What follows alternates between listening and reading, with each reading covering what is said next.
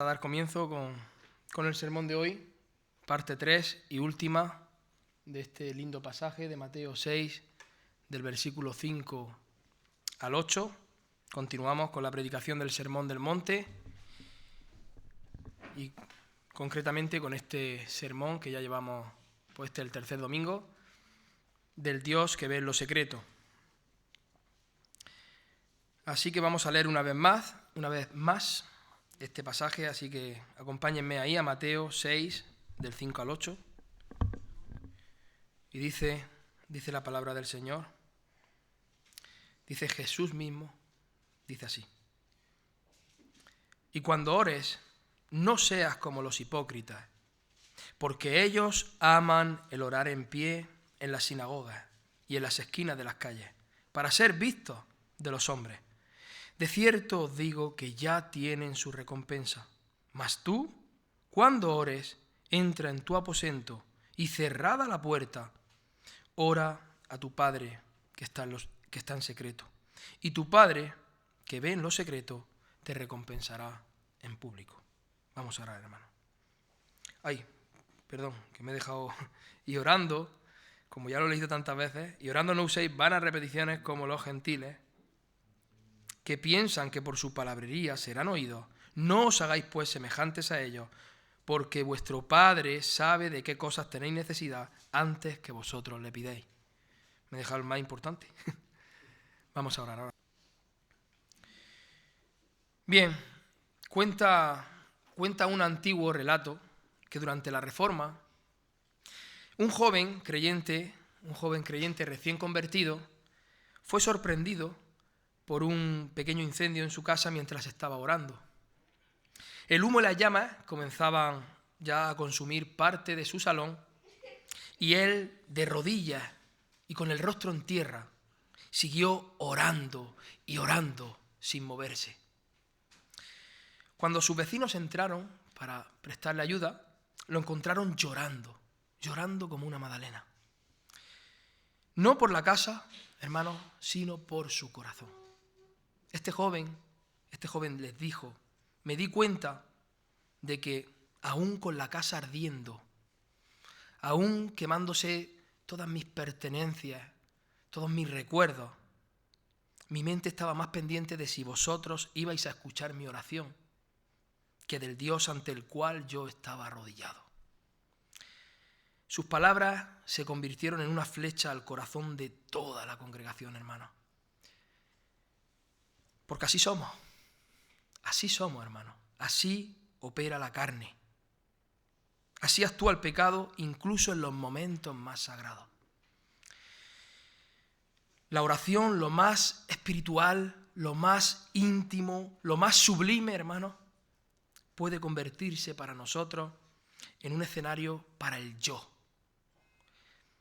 en un ritual vacío, muerto, o en una demostración supersticiosa que nada tiene que ver con la verdadera comunión con nuestro glorioso Dios. Y en esta sección del Sermón del Monte, nuestro Señor, maravilloso Maestro, glorioso, perfecto pastor, cirujano del alma, levanta el bisturí y nos abre el pecho por completo para mostrarnos lo que realmente hay dentro cuando nosotros oramos. Hoy, después de estar viendo en sermones anteriores un poco de algunas de esas artimañas del enemigo, si recuerdan, para alejarnos de la oración, vamos a estar viendo 3 puntos como cierre, de este sermón partido en 3 partes. Punto número 1, el peligro real y presente de la oración pagana. Versículo 7. Vamos a estar en el versículo 7 y en el versículo 8. Punto número 2, el remedio divino contra una oración vacía. Y un tercer punto y último, la verdadera paternidad de Dios. ¿Quién puede llamarlo Padre? ¿Quién puede llamarlo Padre de verdad? Nuestro primer punto, el peligro real y presente de la oración pagana, versículo 7 del capítulo 6 dice: y orando no uséis vanas repeticiones como los gentiles. Este versículo, hermanos, es un golpe directo al corazón humano. No es suave no es diplomático. El lenguaje de Cristo, hermanos, es quirúrgico. No uséis, dice. Literalmente dice, dejad de hacerlo. No lo hagáis, no uséis. No habéis sido llamados a pareceros al mundo en absolutamente nada. Y mucho menos en la oración. Mucho menos en algo tan glorioso, en ese medio de gracia que el Señor ha puesto en nuestras manos. Mucho menos en la oración, que es la respiración misma del alma, hermano. Lo primero que vemos es un aviso de Jesús. Un aviso de Jesús a sus discípulos. No a los incrédulos, a sus discípulos, hermano. Muchos leen este mandato como si fuera dirigido a paganos, pero no es así. Jesús no está predicando a los paganos. Jesús está hablando con sus discípulos. Si nos vamos al inicio del Sermón del Monte y recordamos, nos daremos cuenta de cómo se aparta con sus discípulos. Y empieza con las bienaventuranzas. O sea, va sobre todo a ellos, hermano, no a los paganos. Y esto es alarmante. Esto es alarmante. Esto quiere decir que la mente regenerada, hermano, aquel que ha nacido de nuevo, aún puede deslizarse hacia patrones paganos de oración. Oraciones sin alma, frases huecas, rituales, verbalización sin fe, palabras sin adoración, hermano. Es posible, hermanos, estar en una iglesia sana, conocer doctrinas sanas, cantar himnos gloriosos, canciones preciosas como las que hemos cantado hace unos minutos, y aún así orar como un pagano. Es posible. Como dijo Jonathan Edwards, el corazón humano tiende continuamente a convertir incluso los medios santos en fines idólatras. No hay, hermanos, no hay terreno más fértil para el autoengaño que la oración. Jesús dice, no uséis vanas repeticiones. Jesús no prohíbe repetir, ojo. De hecho, Cristo mismo repitió en Getsemaní. Jesús prohíbe las vanas repeticiones. La palabra aquí utilizada en griego es batalogeo. Describe un parloteo vacío, algo vano, palabras sin reflexión, hermano. Un murmullo automático, repetición sin mente y sin corazón. Oraciones, hermanos, que son eco de la superstición, no el clamor de un alma viva. Una oración puede durar 1 hora y ser vana repetición. Y sin embargo, hay oraciones que pueden durar 30 segundos y sacudir el cielo, hermano. Porque el poder no está en la cantidad de palabras, hermano. No está en lo bonito que tú lo hagas, sino en la sustancia del corazón. Lloyd Jones lo dijo de manera magistral. Él dijo, no hay nada tan peligroso como la oración sin pensamiento. Es el terreno donde el formalismo religioso se siente más cómodo. ¿Por qué oran así los paganos, hermanos? Pues oran así porque no conocen al Dios verdadero. No lo conocen. Jesús dice, como los gentiles. No es un insulto étnico, es un diagnóstico espiritual que Cristo está haciendo. Romanos 1, del 18 al 25, nos da la explicación completa. Nos da una explicación clara, concisa, completa. Los paganos oran así, ¿por qué? Versículos 19 y 20, rechazaron la revelación de Dios en la creación. Se ve pequeñito. Es que no cogía más en la pantalla. Luego en el versículo 21 no glorificaron como a Dios. No le glorificaron como a Dios. Oscurecieron su pensamiento, hermanos. Versículo 21 también. En el versículo 23 cambiaron la gloria del Dios incorruptible por imágenes. Cambiaron la verdad de Dios por la mentira. Versículo 25. Y en el mismo versículo 25 adoraron criaturas antes que al Creador. Dice, porque la ira de Dios se revela desde el cielo contra toda impiedad e injusticia de los hombres que detienen con injusticia la verdad. Porque lo que de Dios se conoce le es manifiesto, pues Dios se lo manifestó. porque las cosas invisibles de Él, su eterno poder y deidad, se hacen claramente visibles desde la creación del mundo, siendo entendidas por medio de las cosas hechas, de modo que no tienen excusa. Pues habiendo conocido a Dios, no le glorificaron como a Dios, ni le dieron gracias, sino que se envanecieron en sus razonamientos, y su necio corazón fue entenebrecido. Profesando ser sabios, se hicieron necios y cambiaron la gloria de Dios incorruptible en semejanza de imagen de hombres corruptibles, de aves, de cuadrúpedos y de reptiles. Por lo cual también Dios los entregó a la inmundicia en las concupiscencias de sus corazones, de modo que deshonraron entre sí sus propios cuerpos, ya que cambiaron la verdad de Dios por la mentira, honrando y dando culto a las criaturas antes que al Creador, el cual es bendito por los siglos. Amén. Esta es la raíz, hermanos. Paganismo no es ausencia de religión, es religión sin Dios. El pagano ora, el pagano ora muchísimo, hermanos. Es profundamente religioso, pero ora a un Dios distante. Ora a un Dios caprichoso, manipulable, a un Dios que responde a fórmulas, a un Dios que se mueve por presión verbal. Y porque su teología es falsa, pues su oración también es falsa. ¿Cuántas supuestas iglesias, hermanos, paganas hay? Muchas, hermanos, muchísimas. Tristemente son muchas. Así ha dicho el Señor. Dios me ha hablado en un sueño y me ha dicho que os diga, iglesia. Decrétalo y átalo, que Dios es presionado verbalmente y va a obedecerte a ti. Decrétalo, átalo. Yo declaro en el nombre. Esa es la fórmula para que Dios te responda. ¿Os dais cuenta? ¿Cuántas iglesias paganas hay, hermanos? Verdaderamente son muy pocos los escogidos. Verdaderamente son muy pocos los escogidos. Pink dijo lo siguiente, dijo, una oración sin la doctrina correcta de Dios no es una oración, sino un monólogo supersticioso dirigido a un ídolo imaginario. El problema, mis hermanos, nunca ha sido la falta de oración. El problema ha sido la oración mal dirigida.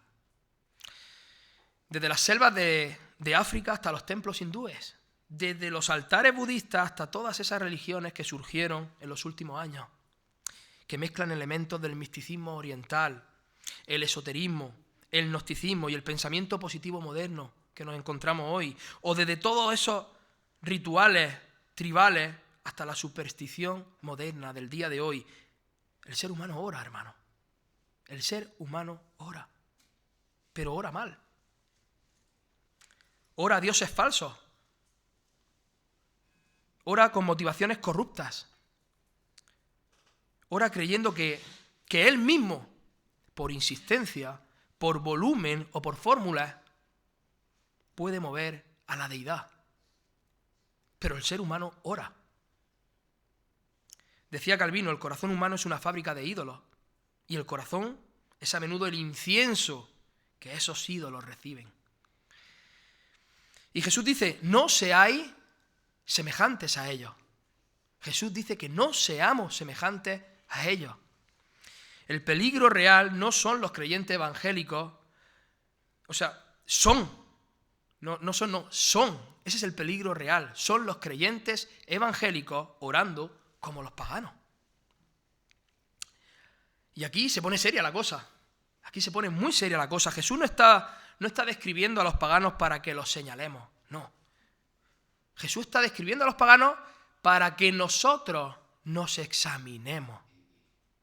Para que examinemos nuestra oración. Continuamente, cada día. Es posible que un creyente verdadero ore como un pagano cuando recita frases sin pensar, cuando usa palabras hermosas pero sin vida, cuando cree que Dios escucha más cuando Él habla más,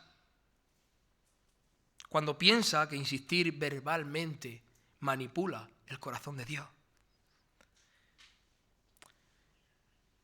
Cuando convierte la oración en un ritual automático, algo que ya sale de manera automática, rutinaria. Cuando cumple con orar como quien cumple con un requisito. Cuando imagina que Dios se impresiona, hermanos, por la cantidad en vez de la sinceridad. Pastor, ¿y cómo sé si estoy yo cayendo en eso? ¿Cómo sé que yo estoy cayendo en eso? Cuando tu boca ora, pero tus pensamientos vagan. Hermanos, cuando repites frases que no pasan por tu mente realmente, salen y ya está, pero no pasan por tu mente, no llegan al corazón, al alma y no salen de ahí con clamor a nuestro Dios. Cuando oras más para calmar tu conciencia que para buscar a Dios. Cuando comienzas todos los días con las mismas frases, sin ni siquiera preguntarte si tu corazón está diciendo algo real, vivo, de verdad, sentido, motivado por el Espíritu Santo que mora en ti. Jesús apunta directamente al alma, hermano. La oración puede convertirse en idolatría del yo. Thomas Brooks dijo: los paganos piensan que Dios se mueve por el sonido de sus palabras, pero el Dios de la Biblia se mueve por la humildad del corazón. ¿Veis la diferencia, hermano? ¿Os dais cuenta? Para los paganos las palabras tienen poder. Para los paganos la frase tiene poder, la repetición tiene poder. Sin embargo, para el cristiano, solo Dios tiene poder. Solo Dios tiene poder para el cristiano verdadero. Y no existe otra clase de cristiano, solo existe el verdadero. La oración no es magia, hermanos. La oración es dependencia de nuestro Dios. Eso es la oración. No es insistencia mecánica. La oración es humildad genuina. No es manipulación. La oración es rendición. Eso es la oración. El error no es repetir. No, el error es creer que las palabras tienen poder por sí solas. Puedes repetir una súplica con lágrimas, hermano, llorando a chorro, como Cristo en Getsemaní. Eso no es pagano. Eso no es pagano, hermano. Lo que es pagano es repetir sin pensar. Eso es pagano. Repetir sin fe. Orar sin corazón, sin sumisión, creyendo que Dios responde a técnicas humanas en vez de a corazones que están quebrantados. Eso es pagano. Spurgeon dijo: Dios no mide las oraciones por su longitud, sino por su peso. Un minuto de oración auténtica, mis hermanos, pesa muchísimo más en la eternidad que una hora entera de repeticiones hermosas y huecas. Dios no escucha porque tú hables mucho. Dios no te escucha porque hables mucho. Dios escucha al humilde de corazón. Aquí está el trueno final de esta sección. Dios no escucha porque tus palabras son muchas. Dios tampoco te escucha porque tus palabras son bonitas. No te escucha porque tus palabras sean las correctas. Tampoco te escucha porque repites frases teológicas. Dios escucha porque tú eres humilde. Dice el Salmo, en el libro de los Salmos, 138, versículo 6, Jehová atiende al humilde, mas al altivo, ¿qué? Mira de lejos. Isaías 66, 2, a este miraré. ¿A quién? Al que es pobre y humilde de espíritu y que tiembla a mi palabra. Hermanos, cuando te humillas, Dios se acerca. Cuando tú te exaltas, Dios se retira. No es la oración lo que mueve los brazos de Dios, hermano. No. Es el Dios soberano quien decide mover su brazo por pura gracia. Respondiendo a aquellos, mi hermano, respondiendo a aquellos cuyo corazón está reducido al polvo delante de Él. Quebrantados, humillados, desparramados a los pies de nuestro glorioso Dios. Las oraciones paganas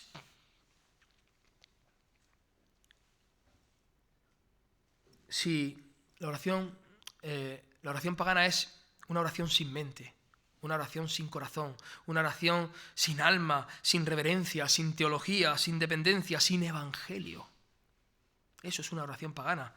Y sin embargo, en contraste, la oración cristiana es humilde. La oración cristiana es consciente, hermano. No es hablar por hablar, es consciente de lo que está diciendo, es reverente. Hay reverencia ante el que estás humillado, arrodillado. Es doctrinal, claro que sí. No podemos orar cualquier cosa. Hay muchas iglesias paganas, decrétalo, átalo. Es dependiente, hermano, dependiente totalmente de Dios, de su voluntad, y es cristocéntrica. Deja el yo fuera de la oración. Deja tu orgullo, deja tu vanidad, tu vanagloria. Humíllate delante del Todopoderoso, del Creador.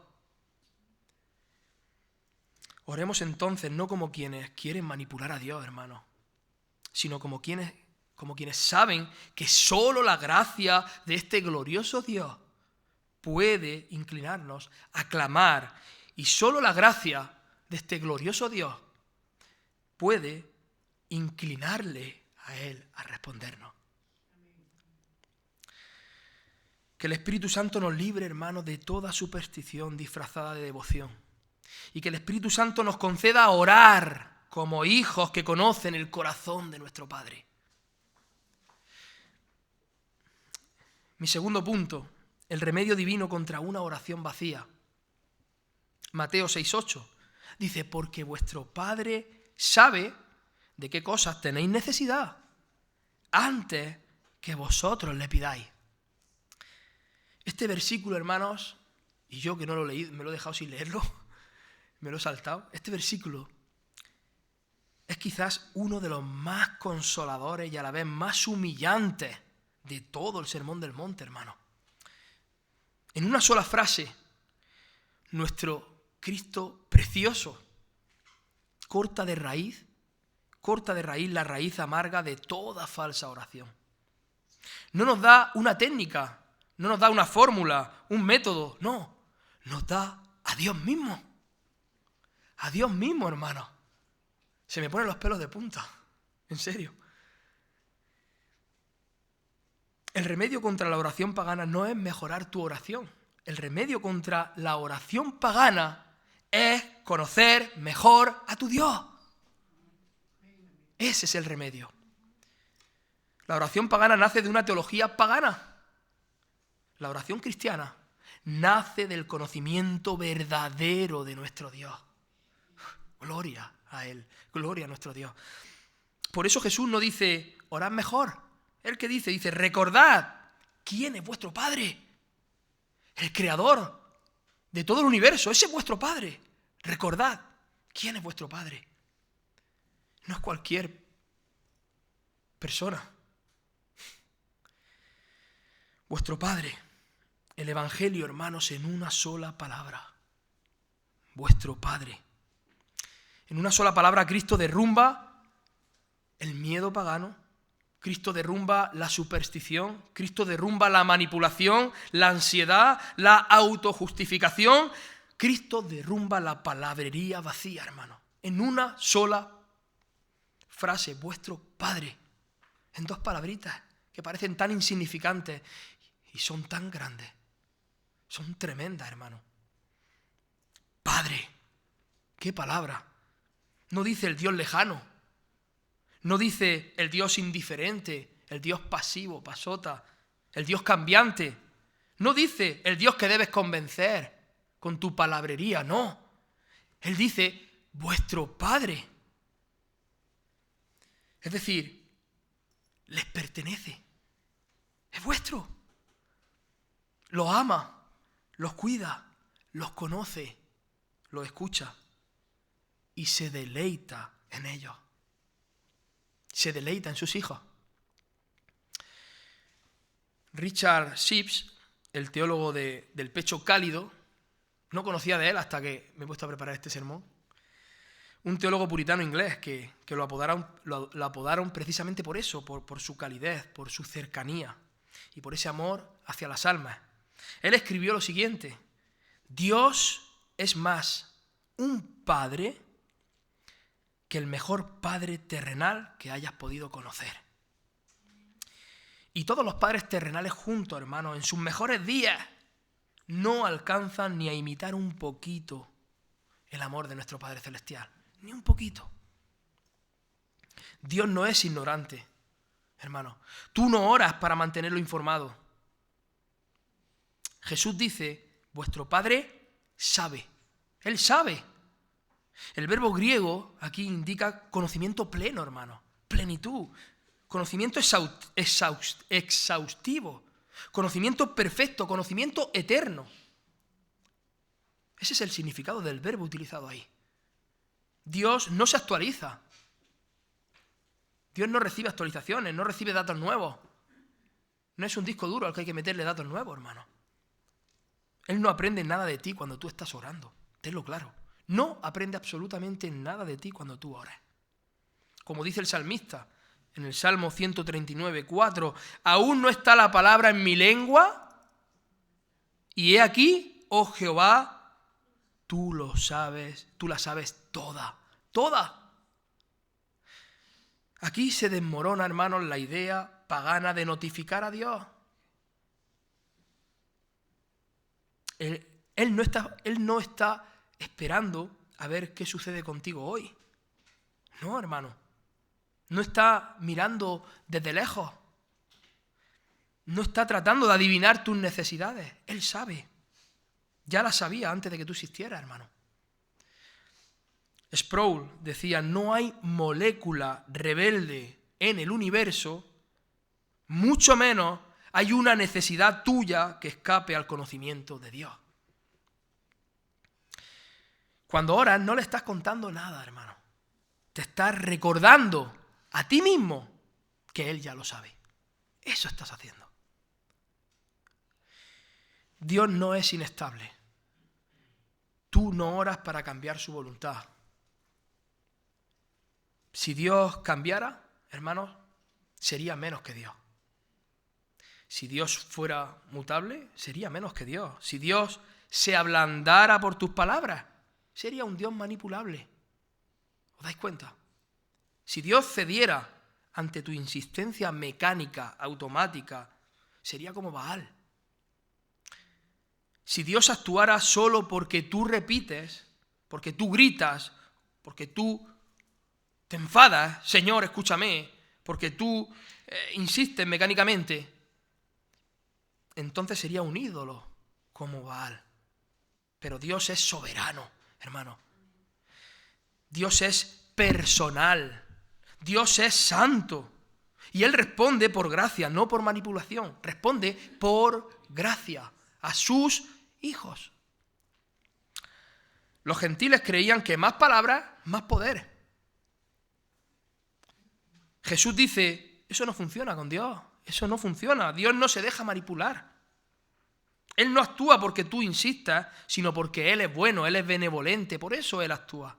Él es misericordioso. Si se dejara manipular, sería un ídolo y no un Dios vivo. La Escritura dice, en Malaquías 3:6, dice, yo Jehová no cambio. No cambia. Y Santiago 1:17 dice, el Padre de las luces, en quien no hay mudanza, ni qué, ni sombra de variación. Ni sombra de variación. O sea, ni la sombra.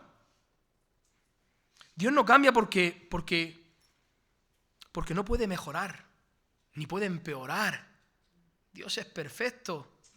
No hay nada más que pueda ser porque lo es todo. ¿Os dais cuenta? Es ya perfecto. Entonces, ¿por qué oramos, hermanos? ¿Por qué oramos? para alinearnos nosotros con su voluntad. Para eso oramos. Para eso debemos orar sin cesar, para estar continuamente en comunión con nuestro Dios y alinearnos en su voluntad. No para torcerla, como muchos quieren hacer. Martin Lloyd-Jones escribió: el propósito principal de la oración es que Dios nos doblegue. Que Dios nos doblegue, no que nosotros dobleguemos a Dios. ¿Quién te has creído que eres? Mandando a Dios como si fuera un camarero, tomando nota para servirte a ti tu plato perfecto para ti. ¿Quién te has creído que eres? Hay muchos que oran así. La oración no cambia a Dios, la oración cambia al orante. Hermano, Dios no es indiferente, tú no oras para ablandarlo. El pagano cree que la deidad está lejos, que la deidad es fría, es indiferente, que hay que insistir, que hay que repetir, que hay que esforzar la garganta para despertar a su Dios, para que se entere, para que lo oiga. Estoy aquí. No, hermano. Eso es lo que hacen los paganos, como los profetas de Baal en el Carmeló. Gritaban, saltaban, recuerdan.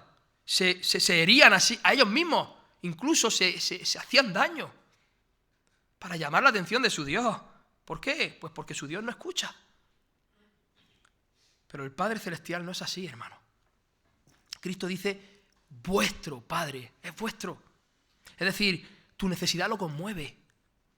Tu necesidad, tu dolor, le afecta a tu Dios. Claro que sí. Tu quebranto lo inclina por amor. Tu suspiro es oído, es escuchado, hermano. Clama a Él y Él te responderá. Tu suspiro lo escucha y lo recibe, hermano. Dice el Salmo, en el libro de los Salmos, el 103, en el verso 13, dice, como el Padre se compadece de los hijos, se compadece Jehová de los que le temen. Dios no responde porque tú lloras, Dios responde porque Él ama, hermano. Tu llanto solo revela cuánto lo necesitas. Eso es lo que revela tu llanto. Dios no es cruel. Él no es cruel. No oras para convencerlo de hacerte el bien. Cristo no solo dice vuestro Padre, dice aún algo más profundo. Él dice, vuestro Padre sabe de qué cosas tenéis necesidad. Sabe lo que tú necesitas. Es decir, Él no es cruel, Él no disfruta con tu sufrimiento, no juega con tus emociones, no se deleita en tu agonía, no te usa como un peón en un tablero cósmico como muchos se piensan, muchos supuestamente ateos piensan, no. Cuando se pone a discutir contigo te dicen, ¿qué pasa? Es que tu Dios entonces está como jugando con nosotros, somos marionetas. No, hermano, Él sabe tu dolor, Él sabe tu cansancio. Él lo sabe todo, Él sabe tu ansiedad, conoce tu lucha, conoce la lucha que cada día está en tu problema, en tu aflicción. Él lo sabe todo, hermano. Y no solo sabe, sino que sabe mejor que tú lo que realmente necesitas. Él te ha creado, es tu creador, es tu Padre, es tu Señor y es tu creador. Sabe lo que necesitas mejor que tú mismo. En la oración entregamos nuestras necesidades a aquel que las entiende más profundamente que nosotros mismos, hermanos. Y muchas veces pedimos serpientes, pensando que son peces. Muchas veces pedimos escorpiones, creyendo que son huevos.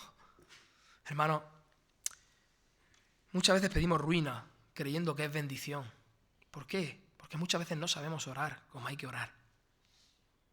Por eso debemos orar como Cristo. No se haga mi voluntad, sino la tuya. El mismo Cristo, nuestro modelo, nuestro ejemplo perfecto a seguir, que decía, no se haga mi voluntad, sino la tuya. Y ahora vemos barbaridades de oraciones, hermanos.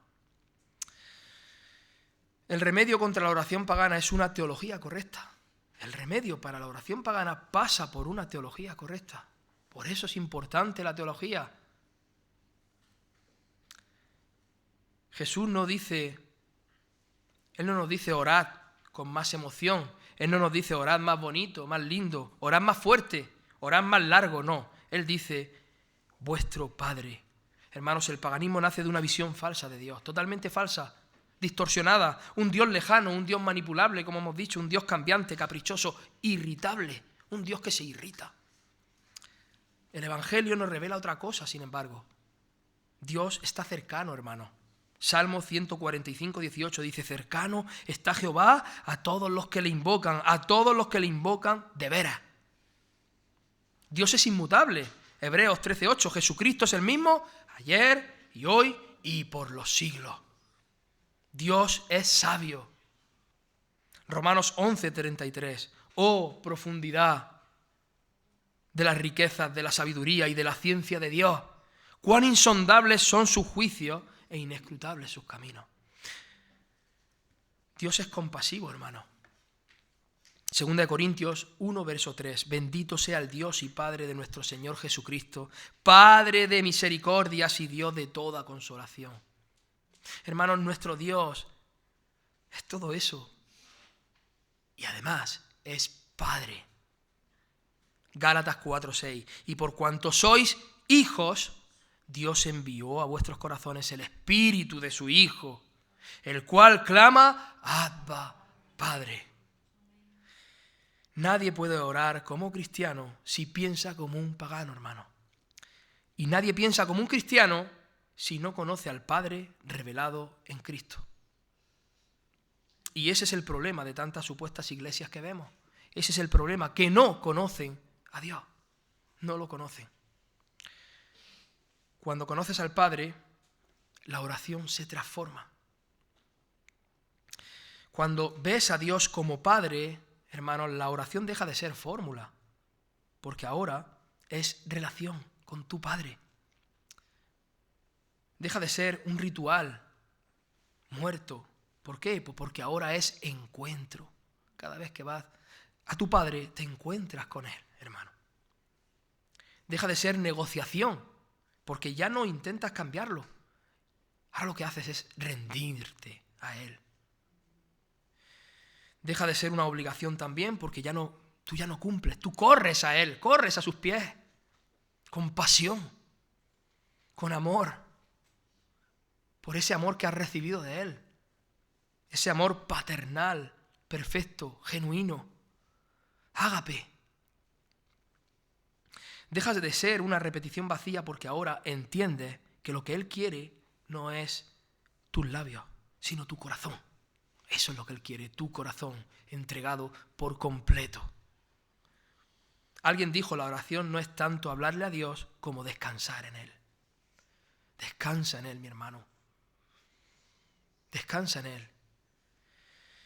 Un niño pequeño tiene fiebre, no sabe medicina, no entiende el origen de su enfermedad, no sabe cómo pedir lo correcto. Pero sabe una cosa, que si llama a su Padre, vendrá, hermano, y corre hacia Él, con los brazos extendidos, sin palabras elaboradas, sin frases teológicas, solo confiando en el amor del que viene.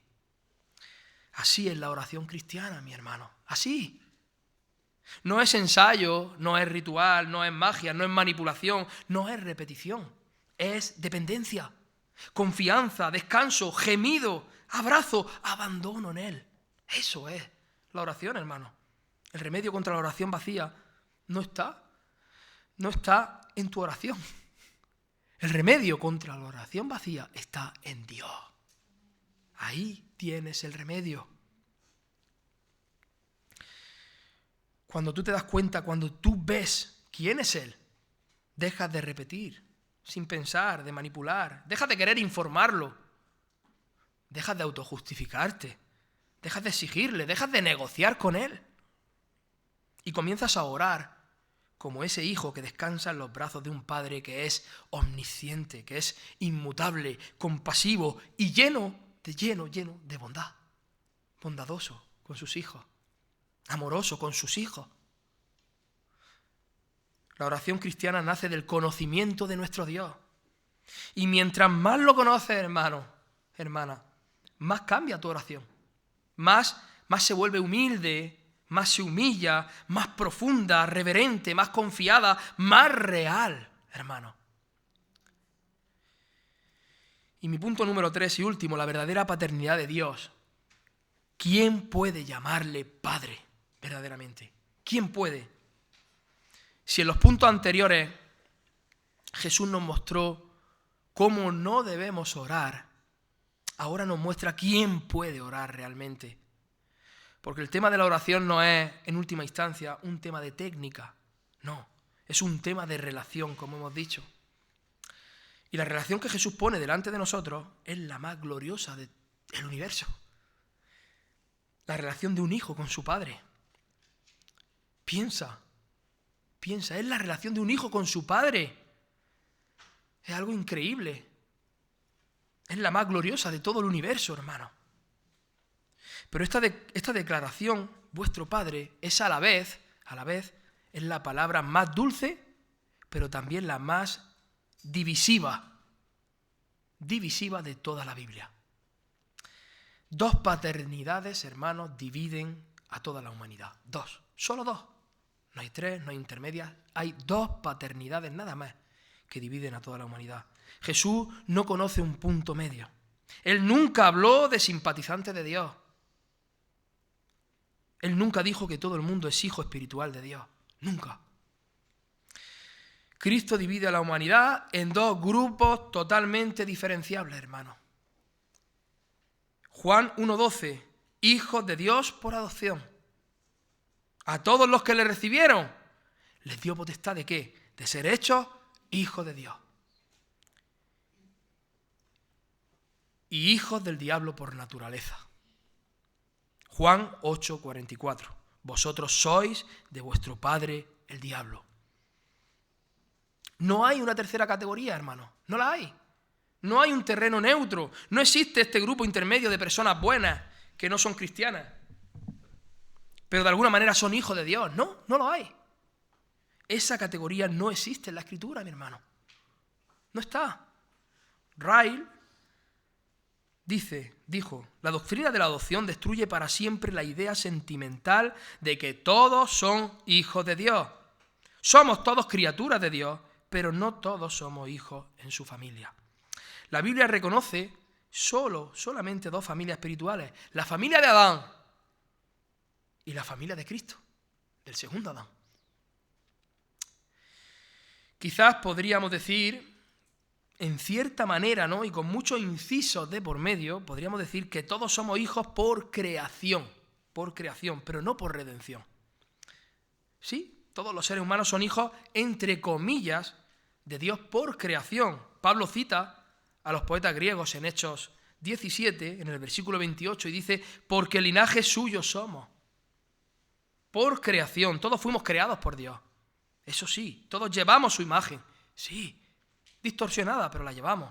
Todos dependemos de Él. Sí, aunque seas hijo del diablo, depende de Dios.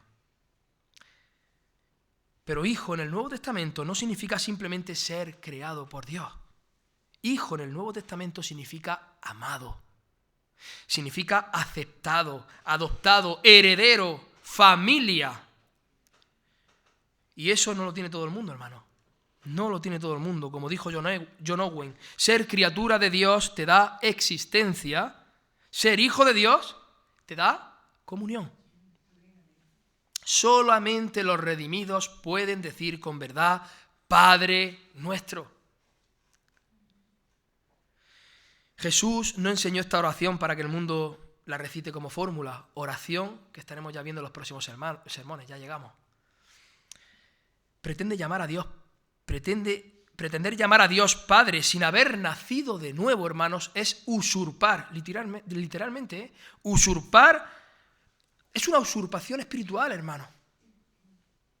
Si tú no has nacido de nuevo, no puedes llamar a Dios Padre, una afirmación que el cielo no reconoce. Es posible que repitas el Padre Nuestro 1000 veces, que lo recites de memoria, que lo enseñes, que lo imprimes, que lo decoras, que lo colores, todo lo que tú quieras, y aún así no tener derecho a pronunciar sus dos primeras palabras, Padre Nuestro. Porque el acceso al Padre no depende de palabras, sino depende de la obra del Hijo, de su Hijo, del amado, de aquel en quien Él se complace, de Jesucristo, el Hijo de Dios. Thomas Watson lo dijo de esta manera: Dios es Padre solo de aquellos en quienes ve a su Hijo. Tú puedes llamar a Dios Padre nuestro, Padre, Abba Padre, porque Cristo está en ti. Porque el Padre ve a su Hijo, no te ve a ti. La adopción es la doctrina más malentendida, hermano, y más gloriosa. La adopción no es sentimentalidad barata. Es una transacción, hermanos, legal, firmada con sangre, con preciosa sangre. Gálatas 4, del 4 al 7, lo dice con sublime claridad. Ahí dice, Dios envió a su Hijo, ¿para qué? Para que recibiésemos la adopción de hijos. Y por cuanto somos hijos, Dios envió a vuestros corazones el Espíritu que clama, Abba, Padre. Esto significa, hermanos, primero que Cristo compró nuestra adopción. Él la compró. Tú no te la has ganado, la compró Él. No se nos asignó automáticamente, no la merecíamos, no la teníamos por naturaleza. Por naturaleza éramos hijos de ira. Segundo, el Espíritu Santo lo certifica. El Espíritu Santo de Dios lo certifica. Él pone dentro del creyente un clamor nuevo. Abba. El incrédulo no tiene ese clamor, hermano. No lo tiene. Puede decir Dios, claro que puede, pero no puede decir Padre, con lo que todo ello conlleva y significa. No puede. Y tercero, el Padre la garantiza para siempre, hermano. No se pierde, no se revoca, no se anula. John Murray comentó, la adopción es el privilegio más elevado del Evangelio porque nos introduce en la intimidad eterna del Dios Trino. Tú no puedes llamar a Dios Padre sin pasar por la cruz, hermano, o amigo. No puedes. Antes de que un pecador pueda decir Padre, debe decir primero, Señor, ten misericordia de mí, pecador. Antes de correr al regazo del Padre, debes postrarte ante los pies del Hijo. Jesús mismo lo dijo en Juan 14:6. Dijo, nadie viene al Padre sino por mí. Nadie. Y nadie es nadie. No dijo por tu moralidad, Él no dijo por tus buenas obras, por tus emociones, por tus oraciones bonitas, por tu religión, por tu tradición. No. Él dijo por mí. Por mí. Solo Cristo, hermano, abre el camino. Solo Él. Solo su sangre limpia. Solo su justicia adopta. Solo su muerte reconcilia. Lloyd Jones dijo también, nunca tendrás comunión con el Padre hasta que te hayas encontrado con el Hijo crucificado. Nunca, hermano. Nunca, mi amigo. ¿Quiénes son adoptados? ¿Quiénes son? Aquellos que viven quebrantados. Jesús no adopta autosuficientes. Él no adopta orgullosos, vanagloriosos, moralistas, religiosos, legales. Personas buenas en sus propios ojos, no. Adopta a los que vienen quebrantados. ¿Recuerdan cuando comenzamos el Sermón del Monte? Bienaventurados los pobres en espíritu. Aquellos que ponen toda su dependencia en Dios. Él adopta a personas arrepentidas. Arrepentíos y creed. Él adopta a personas vacías. Nada traigo a tus pies, Señor. Entregado, hermano. Si alguno quiere venir en pos de mí, niéguese a sí mismo. Adopta, hermano, a los que vienen confiando solo y únicamente en el Cordero. He aquí el Cordero de Dios que quita el pecado del mundo. Dios no adopta a los que se creen dignos, hermano. Dios no adopta a los que saben que no lo son. O sea, Dios adopta a los que saben que no lo son.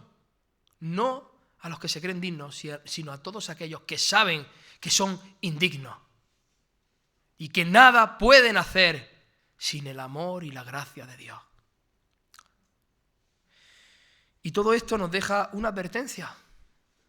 Y la advertencia es, no te engañes a ti mismo. Una de las realidades más solemnes del Nuevo Testamento es esta. Muchos oran a Dios, pero no son hijos de Dios. Muchos me dirán en aquel día, Señor, Señor. Muchos. Estas personas, hermanos, oraban. Estas personas servían. Estas personas estaban en la iglesia. Estas personas se creían hijos. Y sin embargo, Cristo les dirá, nunca os conocí, apartaos de mí, hacedores de maldad. No es que los conoció y los rechazó, es que nunca fueron adoptados, hermanos, nunca. Mi amigo, escucha esto. Tú puedes conocer oraciones, orar muy bonito, muy lindo, y no conocer al Padre. Puedes orar Padre Nuestro y seguir siendo un hijo del diablo. Tú puedes llorar en cada oración con un sentimiento que contagia y no haber sido regenerado. La adopción no la confieren tus lágrimas, ni tu sentimentalismo, ni tus emociones. La adopción la confiere la sangre preciosa de Cristo aplicada por el Espíritu Santo. La obra que el Espíritu Santo hace en cada creyente, en cada muerto en delitos y pecados. ¿Tienes evidencia de ser hijo? Romanos 8, 14 al 17 dice, porque todos los que son guiados por el Espíritu de Dios, estos son hijos de Dios. Pues no habéis recibido el espíritu de esclavitud para estar otra vez en temor, sino que habéis recibido el espíritu de adopción por el cual clamamos, Abba, Padre. El Espíritu mismo da testimonio a nuestro espíritu de que somos hijos de Dios. Y si hijos, también herederos, herederos de Dios y coherederos con Cristo. Si es que padecemos juntamente con Él, para que juntamente con Él seamos glorificados. Pablo da unas señales tan claras, hermanos. Los hijos de Dios son guiados por el Espíritu Santo. Los hijos de Dios odian el pecado. Ya no son esclavos de ese pecado. Los hijos de Dios claman Abba. Los hijos de Dios aman al Padre. Los hijos de Dios padecen con Cristo. Padecen, hermanos. Los hijos de Dios esperan la herencia eterna. Eso está en ti. Si no hay evidencia, no hay adopción, hermanos. Y si no hay adopción, no hay padre. Y si no hay padre, no hay oración verdadera. ¿Te das cuenta? La oración verdadera nace del nuevo nacimiento. La pregunta clave no es, ¿oras? ¿Dices Dios mío? ¿Te sientes religioso? ¿Recitas el Padre Nuestro? ¿Conoces doctrina? No. La pregunta que decide tu eternidad es, ¿puedes decir con verdad absoluta, mi Padre que está en los cielos? Esa es la pregunta que tienes que hacerte. Si no puedes, la puerta está abierta. Todavía, la puerta está abierta. Cristo te llama. La adopción está disponible hoy. No por obras, no por emociones. No por ritos, hermanos.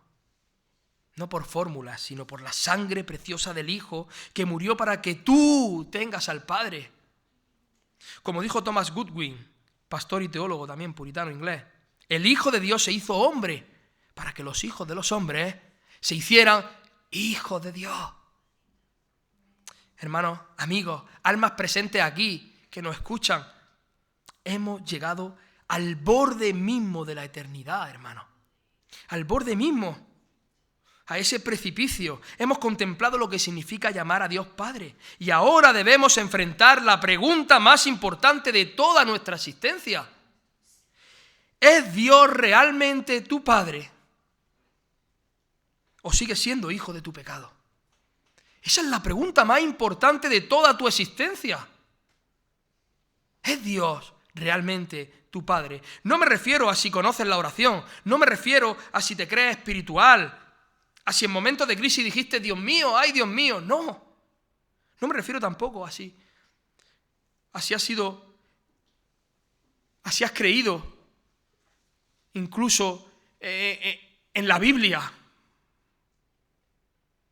sino a creer de verdad que Dios es tu Padre.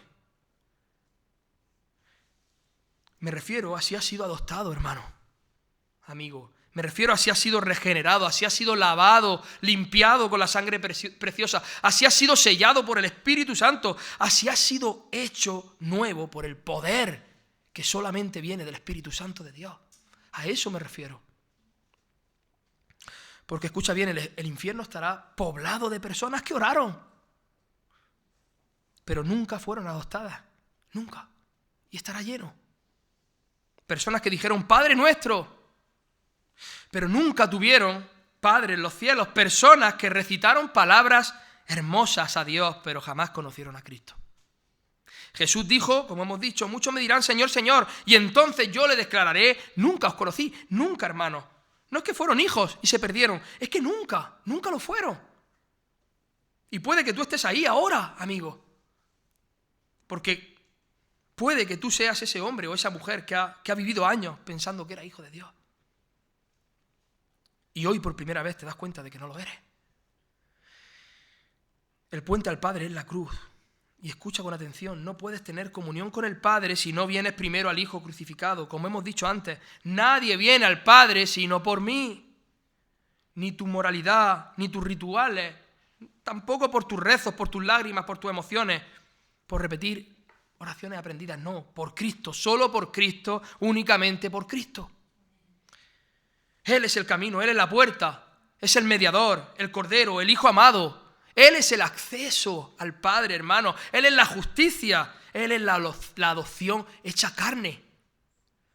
Él, solo Él, todo es de Él, todo para Él, todo es Él. Él es lo único que importa, hermano. Él es el único digno. Sin Cristo tú no tienes al Padre. Sin Cristo tú no tienes perdón. Sin Cristo no tienes vida, no tienes esperanza. ¿Te das cuenta? ¿Qué dura esta vida? 40, 50, 80, el que más. No tienes esperanza, no tienes tampoco la oración verdadera. No tienes eternidad en el cielo. ¿Habéis parado a pensar lo que es eso? Amigos, si aún no conoces a Dios, a ese Dios glorioso. Dios será tu Padre o Dios será tu juez. Solo hay dos opciones. Dios es tu Padre o será tu juez. Tu pecado no te hace hijo. Tu religión no te hace hijo tampoco. Tus buenas obras no te hacen hijo. Tus emociones no te hacen hijo. Hermano, la familia, incluso que venga de una familia cristiana, eso no te hace hijo. Tu denominación, que sea lo que sea, tampoco te hace hijo. Solo Cristo hace hijos, solamente Él. Y Él adopta únicamente a aquellos que vienen humillados, quebrantados, vacíos, desesperados, entregados, reconociendo su incapacidad total. Solo a ellos. Y confiando solamente en la sangre preciosa de Cristo derramada en el Calvario. Hoy es el día, no mañana, no después, no cuando te sientas listo, nunca vas a estar listo. Hoy Cristo llama. El Espíritu Santo convence y el Padre espera. Ven, corre a Cristo. Corre a Cristo, no te quedes en tu asiento como quien escucha simplemente un discurso cualquiera.